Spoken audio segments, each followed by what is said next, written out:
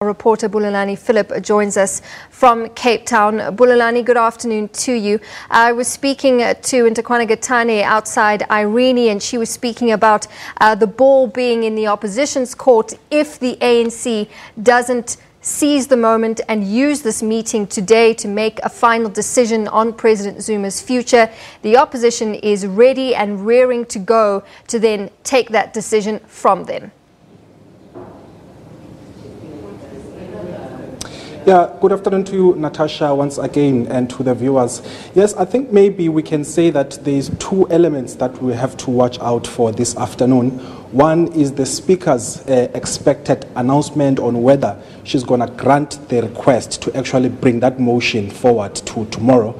As you remember that the scheduled motion is actually now at the moment going to be heard only next week Thursday.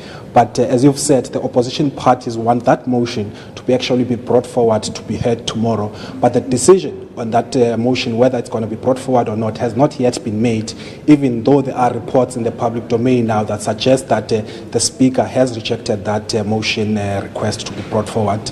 We've got official word from the spokesperson of Parliament, Mr. Moloto Mutapo, saying that that decision has not yet been made and the Speaker is dealing with this matter with the swiftness that it deserves.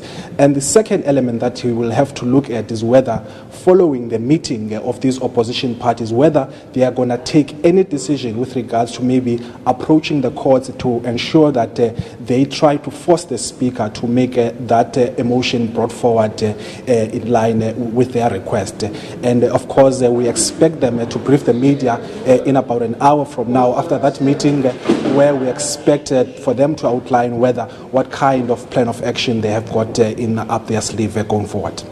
All right, and they should also be discussing the fate of SONA. Is there any chance that perhaps the opposition might push to have SONA completely scrapped from the agenda and to just go ahead with the budget?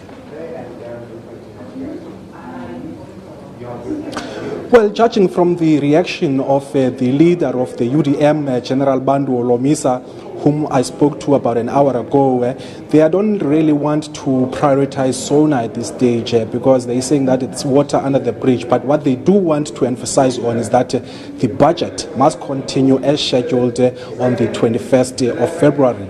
And they also want that particular budget not to be postponed, unlike SONA.